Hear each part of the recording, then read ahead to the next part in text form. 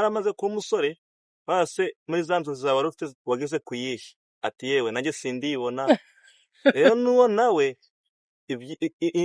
ubwonko bw'ako kanya nyine anezezwa no kwifuza kandi kwifuza kwacu ntabwo kurangira nawe ari uko wapfuye kumva ko udatunze imodoka kandi ukaba urukritika mu mabara nyine biri kukwereka ko uri kwikinisha komedi kugira ngo unezeze umutima wawe nta kindi uba urimo. Niki wifuza kuzaba ukiri muto? Yewe ashatse gutuburira abantu ubwo wakorera kuri kana gasozi ukagira inzozi. Oya ariko baraho nabyo uvuga ngo nzaba perezida. Ntabwo nari kwifuza kuba perezida kubera ko ndavuga ngo nta nationality nayo ubwayo nari mfite ntabwo nari mfite naho numva nambarizwa sinahinda umukongomani.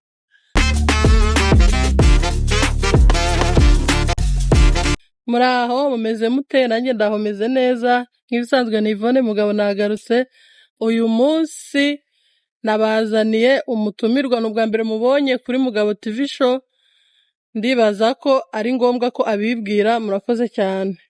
Welcome kuri Mugabo TV show. Murabizi nk'ibisanzwe nge muranzi Jackson, so ibindi birenzeho nkaba ndi umuturanyi wa Yvonne muri United States, akaba ari far away y'iminota 45 kugera iwawe.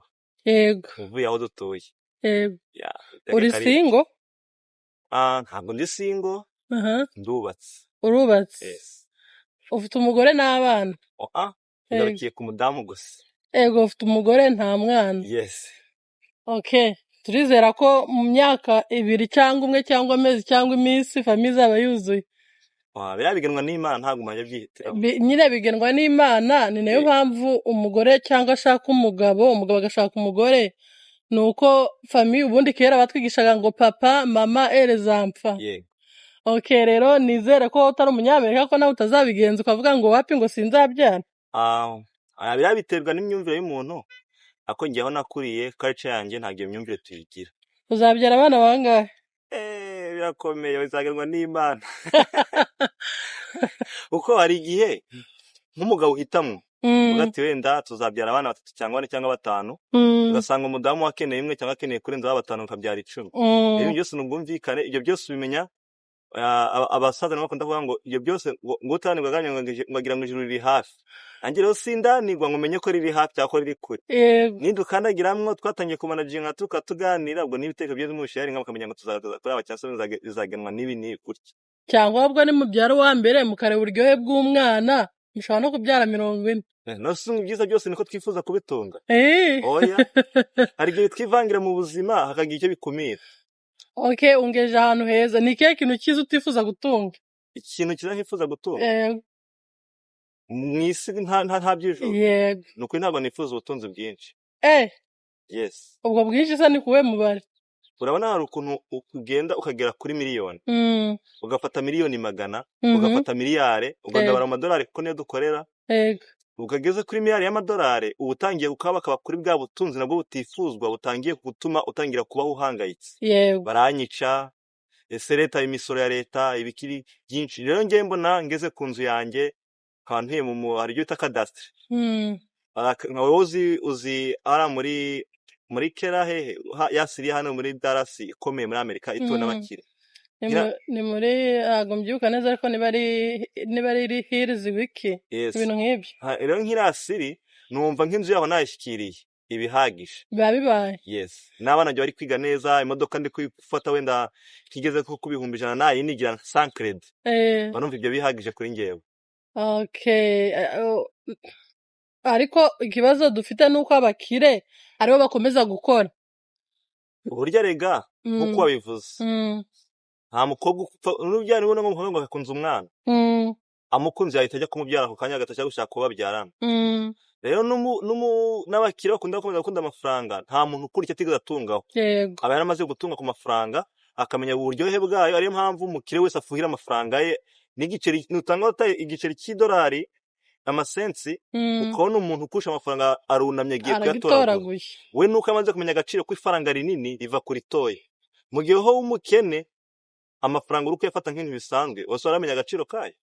Uzi uko yakurikirana kuri banki s'uburyo imisoro igenda ibarwa. Oya. Niyo mpamvu rero ntago wakumbura icyo utari wagiraho, nanjye nimbigira nzayafuhira. none se ko tubona abantu cyane cyane abakristo batubwira ngo bakumbuye ijuru, ngo bakumbuye iki? Ni gute bakumbura ahantu bataragera, bakumbura ikintu bataratungaho? Ibintu by'Imana byo ni ibintu biri filozofike nyine. Ntago wajya kubyanariza ngo ubishyikire.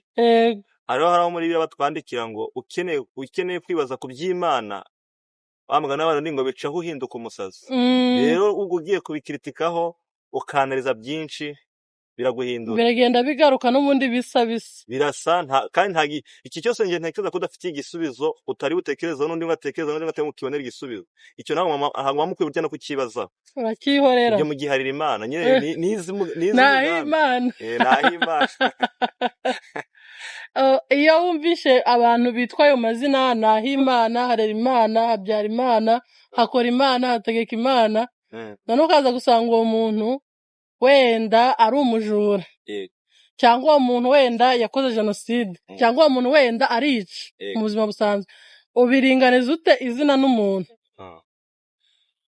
Kuko hari umuntu yaba izina akavuga ngo nk'urugero wenda akavuga ati niba yariganye ikibazo na Jax avuga ati sinakuta umwana wanjye Jax. None umuntu uringaniza umuntu n'izina rye, kandi ugasanga iryo zina ntawe uri we na nyiraryo, ubifata ute? Burya uretse kubina tugenekera tukavuga ibyo dushatse, nta muntu ugenda nk'izina rye. Nyine iyo ugize umugisha ugasanga nyoko yarakwise amahirwe n'undi n'umunyamahirwe, abantu twibwira ko ngo nyoko wakwise yakwise neza ngo biragukurikirana. Umuntu akurikiranwa n'imico ye, agakurikiranwa n'izina rye. Ushobora kwitwa Harerimana uri umujura ruharwa, uri umwicanyi, ukora buri kimwe, cyangwa se naho Imana yagukuye kuri uru rwego muri uyu mwaka gushyira ku rundi, ntubongere kuvuga ko n'Imana ibaho. Ntabwo kumva ko harimo ijambo inyito Imana bavuze ngo wenda ngo uwo muntu ngo kwizera kwe guharo aho guhagaze. Rero ntabwo bihuzika, nuko nk'abana b'abantu tubura amagambo tuvuga tukashakira naho atari. Usubize ko abantu b'iwacu bakunda gukritika, kubera ko usanga umuntu yabuze icyo akuvuga aragishakisha. Buriya wanze Jax ushobora kubona intebe yicaye nayo ukayita mbi cyane. Ari naho handi usanga umuntu yaguze imodoka undi akaza kuyivuga nawe kandi ntayatunze. Nigeze kubaza ikibazo kuri YouTube, ndababaza ngo mukura hehe? Oya ni TikTok. Umuntu akura hehe imbaraga zituma avuga ngo nubwo nta modoka mfite gusa natunga imodoka y'umutuku? Impamvu njye mbona nuko nk'abana nyine babana bavuga bati ese ushaka kuzatunga iki? Nyine ngo nzatunga indege, nzaba perezida, nzabiki. Yaba yaramaze kuba umusore base muri za nzozi zawe warufite wageze kuyihe, ati yewe nanjye sindibona. Rero nuwo nawe ubwonko bw'ako kanya nyine anezezwa no kwifuza, kandi kwifuza kwacu ntabwo kurangira nawe ari uko wapfuye. Kumva ko udatunze imodoka kandi ukaba urukritika mu mabara, nyine biri kukwereka ko uri kwikinisha komedi, kugira ngo unezeze umutima wawe, nta kindi urimo. Ukiri mutoya ni iki wifuzaga kuzaba? Navuga ntabeshya abagabo nyine, nabonaga ntabyo. Icyo kuzaba cyo nyine ubundi ukimenya ugeze mu myaka 18, utangiye kugira amahitamo y'ikintu wakora, kuko ni nabwo utangiye kumenya impano yawe, iki ndagishoboye, iki singishoboye. Rero ko icyo cyagiye mu myaka 15 kumanuka, nyine abari nka story nk'izo twasomaga mu bitabo ngo za Nyanca na babo. Ubugira nyine ngo unezeze aho kwako nimuhagaze ubwire nicyo muba murimo burya. Ntabwo bivuze ngo inzozi zanyu kuko ngo wamaze kwemera, ntabwo wamenya inzozi zawe utaga imyaka 18. Nabo kandi izo nzozi ku myaka 18 zigira wa mwana ufite intumbero, wa wundi ubona Imana atangiye gusiga amavuta, niyo utangira no kumenya intumbero ye. Ubundi n'abandi bafite 18 a 17 ntabwo ari akamenya ngo nzerekeza hehe. Ugahita icyo gihe inzozi zanjye ngewe nakundaga kumva ko nakwiga ikiganga, cyangwa nkaba umwubatsi, cyangwa noneho nkibera uwikorera ku giti cyanjye. Ungejeje ahantu heza aho ku myaka. Ni ukubera iki bavuga ko umuntu mukuru ari umuntu ufite imyaka 18, ariko bagahitamo ko umuntu ugomba gushaka umugore cyangwa umugabo agomba kuba afite 21? Ni ukubera iki? Ibyo ngibyo bigenwa na leta. Ko ibihugu byose ntabwo shyira amategeko ameze kimwe. Nko muri Somalia umwana w'imyaka 14 arashyingirwa. Mu Rwanda bafata kuwa 21. Muri Amerika ni 18. Muri za Ethiopia bashyingira umwana ukiri muto nawe bapfa kuba bari ko n'umuryango wabyemeye ko bagomba kumushyingira. None gitangaje nko muri za Somalia bafata umwana w'imyaka 14 bakaba bamushyingira nk'umupapa wambyara yego kandi ubukwe bugataha imiryango yabyemeranyijweho rero yego ngewe sinajya kubitindaho cyane ibyo biterwa na politike y'igihugu bitewe niba zishaka gukumira mu baturage babo niko nta gisubizo njye nibazaga ko hari impamvu ari uko umuntu ufite imyaka 18 yego bamaze kugera mu myaka y'abukuru ariko hari imyaka aba agomba atari nabwo kumenya icyo agiye gukora icyo ari cyo hari imyaka aba agomba kumenya ko ibyo agiye gukora ese mbese kuba yafata inshingano njye nibazaga ko ariyo mpamvu nsubije ngendeye kuri icyo ngicyo uvuze twasanga ko hariho abantu barengeje imyaka 18 na 21 badashoboye inshingano yego hakaba umwana w'imyaka 18 ushoboye inshingano yego sibiya gutangaza cyane gusanga urugo rw'abana bafite imyaka 18 bafite urugo rwiza kuruta abantu bafite imyaka 35 cyane kuko imyaka sifata imyanzuro ni ubwonko bwawe mentalite imikurire yawe ubwenge bwawe umihugukire yawe niyo ikuyobora ntabwo yoborwa n'imyaka yawe je niko niho nabishingira ako kantu n'ukuri n'umuntu yigeze kuvuga ngo kubera iki mukunda kubwira abantu ngo mujye kugisha inama bakuru ntago muzi ko n'ibimara bikura cyangwa ni ngo kinatunga n'amafaranga ikayakosha ako nyine ubona ko ari ikimara nuko kitamenya ko kiyashora nakaye kantu bigeze ukora mu bwana kakagusetsa n'isaha wibuka ugaseka ikintu nakoze mu bwana kikansetsa cyangwa kanezeza nyine kigasetsa abantu muri kumwe nawe ubwawe ukabugisha ukavuga se ibintu ngiye wabikoze wenda iwanyu bakaba bakunda kiguserezaho nka mama mama ntago cyane ngo tujoking ahubwo hari igihe waba kumwe n'abagenzi bawe muhagaze hahandi babyita ngo ni ku rubaraza yego icyo gihe haba hari udukuru twinshi kurya n'uruzi ubwo mfite inshuti yanjye yagiye kubeshya ibeshya abantu ngo kwa kuntu ashaka kubeshya ikinyoma ngo ihene iriye imbwa mama ntabwo bishoboka uwo munsi mbese zari komedi ubwo rero nanjye ntubura bambwa ati ngo nagiye ngo mbona umuntu ataye amafaranga ngo nayo nyatoraguye kwa kunshi tsaza kugira ngo shanga none ngo atugurire ndambwira ati wapi nayapangiye bivuga twe ngo naje nzi ko ndi yatoragura byo rero byagatwaga ari udustori turi ahantu henshi ubwo nizo story nibuka zaga ziri fana ukuntu kuri ngewe ntaga cyane ngo nkunde nyine kuzana inkuru zasetsa abandi bantu ni gake cyane gashoboka ni gake cyane urisereye cyane ugakabye oya none se niryari bigeze gukubitirwa ikintu runaka wari wakoze iki njya nibuka igihe wanjye yankubitiye mu 2002 nkabona kundaga nyine gutembera tujya kuri stade icyo gihe habaye umukino wahuzaga Zebre ya Gicumbi n'ikipe ya Rayon Sport yego icyo gihe nibwo bwa mbere baratubuza tuvuga ati rero ntabwo mugomba kujya kuri stade umwana nkiri mutoya so ubwo nshiduka nagiye mu kugaruka mu rugo ambwira ati rero wakoze amakosa warenze ku mategeko twakujije kugenda ubwo ugomba gukubita yego niho bwa mbere nari nkubiswe inkoni twimva ngo ndi mukuru kandi nabwo bwa nyuma nakubiswe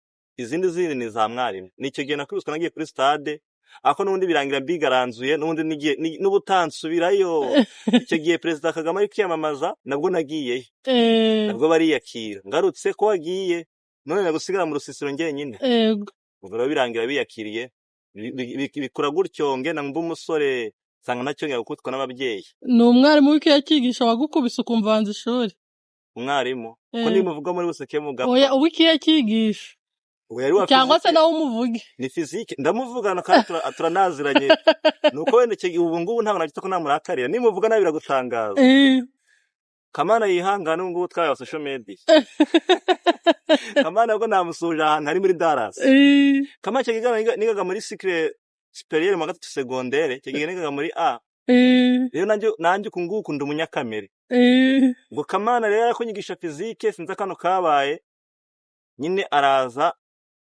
Kamana wagira urugomo nananye mva azantereye hamwe byace karagenda arisita ku kibaho ngira ngo risongore nawe arabizi ko ahanishaga abantu arasongoye yangwa ashaka kwinkubita mu mutwe kandi urumva irasongoye ndabyanga arangiye ntabwo uri umuti nongwa mu mutwe kubera iki aturora sohoka nanga ndasohoka pe ntabwo uri wiyinkubite kubera ko ni wisongoye twankubita mu mutwe ntabwo nacika igisebe ubwo rero na Kamana ntiyoroshye asanganye sinoroshye birangira nsohoye mu somo birangira mwese mutoroshye ansohora mu somo nditahira ariko nk'uwo duhuye ntabwo yabyibuka ngo nkanjye nk'umunyeshuri njye wabizirikanye we cyane nyine yabaga ari guhana umunyeshuri we ntabwo ari ukuvuga ngo ni urwango yabaga afite oya nyine ni uko nguko nawe afite karagita yo guhanamo ni uko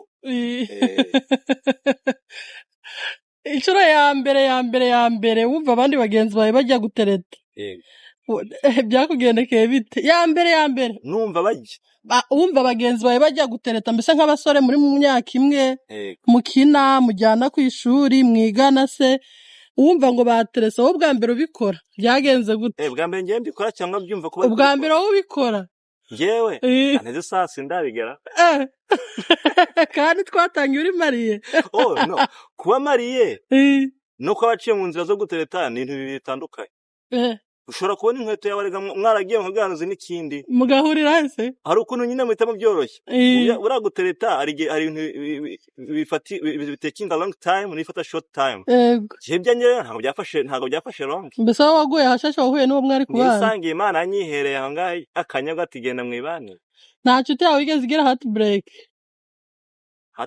bakamuburekinga hati nyine ukabibona ndayifite ko ntabwo ndayivuga nyine wahora tubwira ukuntu byari byifashe aho ntabwo tubwira iyo ari ntabwo mvuga iyo ariyo ariko nanjye ntabwo nemeraga ko bibaho so umujama wanjye perafite yarakundanye 6 years muri izo 6 years umukunzi we aza kumukoshona barashwana baratandukana umujama wanjye ndabyarangiye n'ababyeyi babimenye tubafashwe babaye cy'umusore wacu reka nkamusereza ko nkunda gusereza nubwo hari sometimes mba nishaye ariko gusezanya n'abantu tukajokinga ndabikunda gute ukunda mama wakabimenya noneho bakanagutera n'indobo akabimenya amabanga yawe abikwa na mama wawe rero kandi iyo nkibutse kabaye muri za 2010 kwari kera aratangaje ukuntu ari kera ako urukundo si ikintu rurakaze ni giki uzi ku rukundo gikora ku rukundo ibintu urukundo rutajya rubura gukora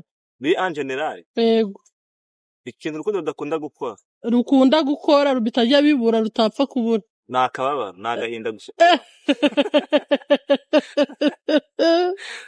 nyine ntabwo wabura bishima ariko iyo mwatangiye iyo ntambwe kubera ko turi mu isi yo gukosa mwisanga mwakoze amakosa no gukoserezanya so iyo mumaze gukoserezanya rero atarimo kwihangana murangira gushwana ariko nyine izo za heartbreak zitangira gufata abantu ugasanga byakomeye rero ngewe ntekereza ko no mabaro gusa kenshi usangamo nahura n'ibyishimo nubwo batubeshya ako tuzi neza ko haje ibyishimo bibiri akaza n'umubabaro umwe birangira mu mabaro umuganje ibyishimo bibiri yego kubera ko abantu nibyo dukunda kureba kote negative yes ngaho gira inama bagenzi bawe muri mu myaka imwe cyangwa bato kuri wowe bajya bumva nk'umuntu w'umugabo muhuye akavuga ngo umva ngo gushaka ni byiza ngo kudashaka nibyo byiza noneho ugasanga ejo ukabona hari umuntu wapfushe umugore afite nk'imyaka 70 agashaka undi gira inama abo bana rero batekereza ko batazashaka kuko nabere batishimye ndakubwira hari akantu kanyubatse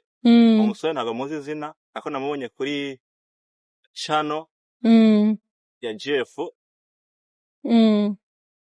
TV show ubwo mwana hari umutumirwa yari afite asubiza akantu keza ndakumva ndasanga arakingira mu maso urukundo rwanjye ntabwo rusa n'urw'akana cyane ushobora kwisanga wundi uvuga ngo kudashaka ni byiza kurutaho yakomerekeye mu rukundo yego hakabaho n'undi wano uvuga ngo gushaka ni byiza yishimiye mu rukundo ubwo rero abantu babiri ku bisubizo baza gusubiza bitandukanye so ubwo rero kamvugire ku muntu wahuye n'urukundo rukomeretse uwo muntu cyo namubwira nuko uwo yaganira nawe muri icyo gihe so azahura nawe mu kindi gihe kandi nawe niba ari umuhanga mu kwiga ugaza aho byapfiriye azahakosora nibyisubira azaba ari ureba nabi ntabwo azaba hakora amakosa abamukosereza ngo ntuzaba ureba imirari iburyo inzira wasitariyemo ntabwo ngera kuyicamo tusubire no ku bantu bavuga ngo ntabwo bazigera bashaka ko nabari batishimye abo nibo ndi kuvugaho ntabwo tugeze ku bantu bavuga bishimye bari mu rukundo uwo nguwo we twese ibyo tubyifuza twifuza sibyo aho kugira ngo mubwe ngo murishima si uko nabo badakoserezanya ahubwo bafite kushobora kwihanganirana intsinzi y'urukundo rero si uko mufite bwiza kuruta abandi ahubwo intsinzi y'urukundo ni uko kwihangana k'umukobwa n'uk'umuhungu mubishyira ku munzani mukabibaransa bikajya kuri 50-50 mukakirana ariho wumva nk'umuntu na kanaka ngo baziranye imico Yes. habanza nkamenya ngo Yvonne arakarate yishima ate nikimunezeza yahiye akunda gusohokera mu gihe yarakaye nkamenya ngo uyu munsi si uwo kuganizwa ndi kujokinga ahubwo ni uwo kuganizwa ari guhumurizwa nishyira imbere nigira umunyamakosa kugira ngo umutima we tugaruka ejo rero wasanga nandi kugutubura atagate kahambirwa ejo nandi kukubeshya warankoshereje aho rero niho abantu usanga baravuze ati tumenya imyaka 9 tudashwana suko dashwana ahubwo nabahanga bazi kugarura ryakosa bakoze. Yes.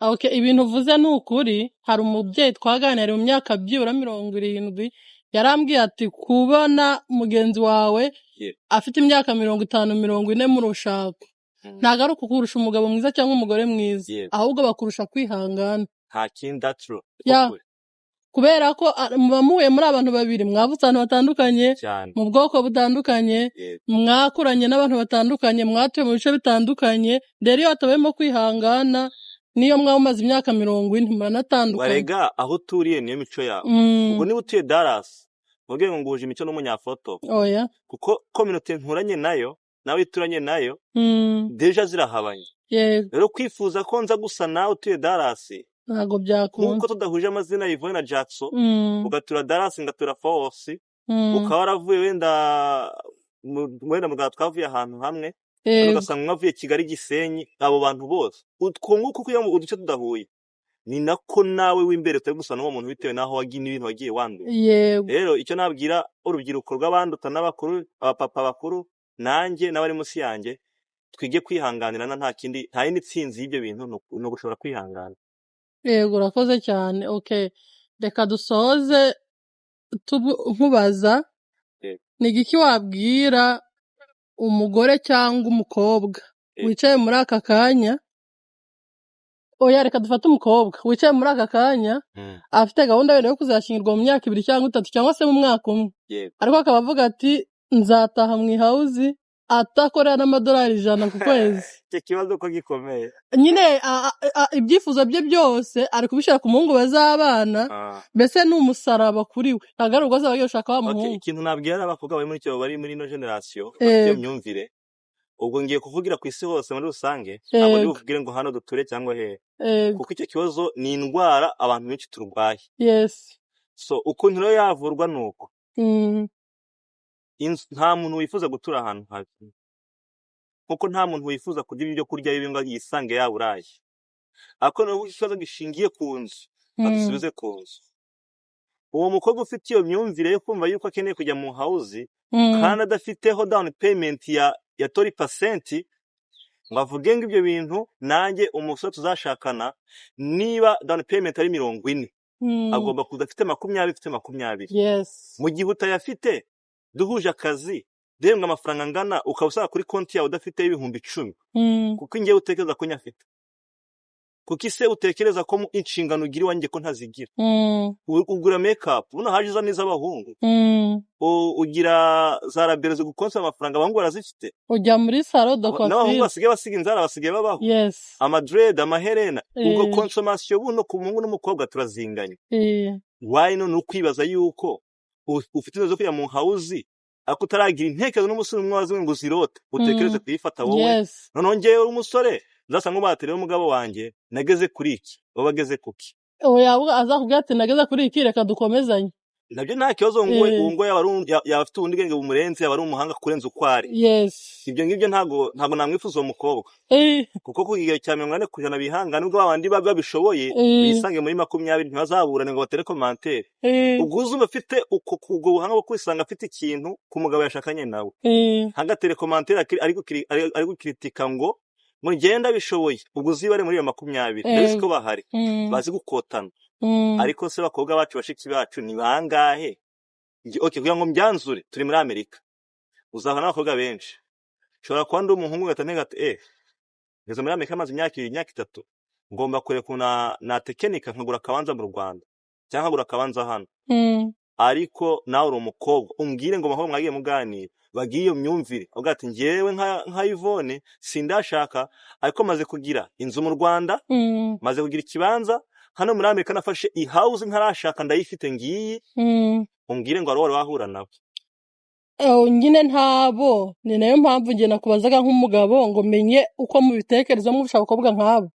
Nabwira abo bakobwa rero ngo guhera uyu munsi uzareba kino kiganiro azagira umugisha wo kureba kino kiganiro, azajya asaba kumva ko yabana n'umuntu bazashobokana. Naho ibintu byo nibishaka twabigeranaho turi kumwe dufatikanyije. Kuza ufite imyumvire ngo ukeneye umugabo ngo utwara ibintu runaka ngo cyangwa mwapanga menshi ngo muzafate yazo muture mu house, iyo myumvire irashaje iranapfuye.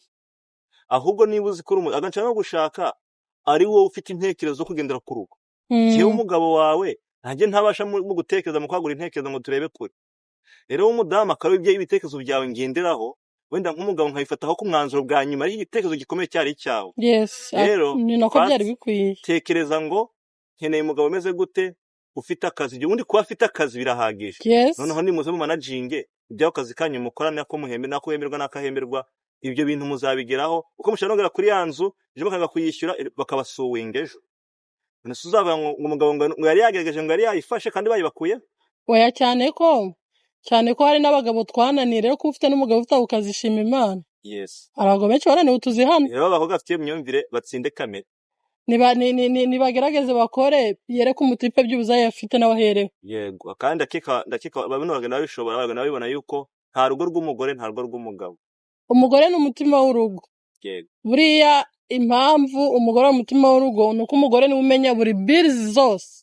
Umugabo ashobora kuzishura ariko umugabo ashobora kutamenya ngo utari kutuzishura murone yihe. Nabo barabakera ubu barabimenye. Oya uko byagenda kose umugore akwiye kumenya twinshi muri two. Umugabo ashobora kumenya ko abana bariye bagiye kwishura ko ntabwo yamenye ko umwana afite appointment ya check up, ntabwo yamenya ko umwana ari byo koga amenyo, ntabwo yamenya ko umwana kwishuri bagukeneye cyane cyane ko nyine ntabwo ari mu rugo. Rero umugore ugitekereza gutyo mwabasore mwe mutwumva umukwiye gushaka mbere yo gushaka ubwiza bw'inyuma cyangwa se n'ubw'imbere. Mbere yo gushaka mugomba kumenya uwo mugore se uyu mugore ni mutima w'urugo cyangwa ni wa wundi tuzatembera tukajya mu kabari. Bajya baca umugani ngo amagambo aryo hasubiwemo. Umundi iyo ufashe umwanzuro hari ugutereta wemerewe gufata ibyo ushaka ukanaharana nawe ushaka. Ako igeze mu gihe cy'umwanzuro cyo guhitamo uwo muzabana bwa nyuma umesa kabiri. Ariyo mpamvu kuvuga ngo byakabaye byiza nyine ibyo wifuza byose ubibonye. Akavuga ngo iyo kimwe kibuze utora iyo bibiri bibuze utora kimwe. Ngo iyo ubuze inda umena umugi. Rero naze afate aravuga ati muri aba bakobwa bose nabanye nabo twahararanye twatemberanye byibuze aragerageza. Akantu rero namvuze ngo aryo hasubiwemo harera umutima ntabwo harera isura. Kuba nagusiga mu nzu ukaba ufite ubwo bwiza n'ubwo buranga mu nzu aho ngasanga abana banjye bari kubihararumba kuko nyina utabakiyaringa ati byaba bimariye. Rero bibaye byiza Imana Imana ihitanwa abasore ko ntabwo tworohewe. Imana izajya ihitanwa abavuga bafite imitima yo kureba badafite amasore yo kurangaza ku mafoto andi kubikora. Gira ikintu ubwira abantu banjye dusoza. Nabwira ko abafana bo kwa Mugabo TV show ni ukuri byo musapotinga umukunde abagezaho ibyiza byinshi. Ntibyoroshye kubona umwanya wo gukora kuri ibi bintu, burya nta kazi katavuna. Nabimenye mbigezemo. So kuvuga ngo mbigezemo atagira wenda batamaza ngo nageze mu biki. Aha ndi kwa Yvonne ariho kwa Mugabo TV show, bari nka mfite channel yitwa Golden Eagle TV show. Iberaho udutwiko twinshi. Abumva zo bafite amatsiko yo kureba ni ukuri mu musapotinge mu muhizo sabu arega gutanga sabu ntago ari ivune. Nta n'ikintu bihindura. Ahubwo wenda bakugira inama ati rero duha ibi bintu turabikora tubona ari domaine yawe bifokasingeho baguha ibitekerezo. Yego ushobora kuba adashoboye gufungura iyo channel akashobora guha igitekerezo. Yaboneka tubasabye ibitekerezo byanyu mubiha Mugabo TV show kugira ngo abagezeho ibyiza byinshi afite. Abafite ntacyo abuze akatafite abuze byinshi. Nabwira ngo nicyo nabasabaga. Sawa guys, mwakoze kubana natwe. Umuntu wese uraga kino kiganiro ikindi munyarukire kuri Golden Eagle TV show. Hari ibintu byinshi bitandukanye. Uko abantu baba batandukanye niko bafite umwihariko utandukanye. Nta nubwo nagushimira kuruta kuko ijisho ry'undi ni kurebera umugeni. Genda wirebere kandi abizi ko uzashima. Jackson wakoze kubana natwe. Nawe wakoze kandi umunsi wose uzankenera ndi ready. Murakoze cyane. Sawa mugire ibihe byiza. Bye bye.